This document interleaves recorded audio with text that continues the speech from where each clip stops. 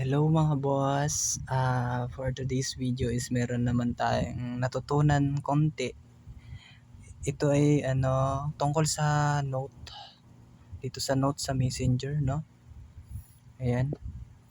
Pwede pala magpa-music dito. So try nga natin. Ito yung note ko, no? Halimbawa, ito yung note ko. Meron na siyang sound. So bago nyo siya malagyan ng sound, select muna natin. And then, punta tayo dyan sa share note.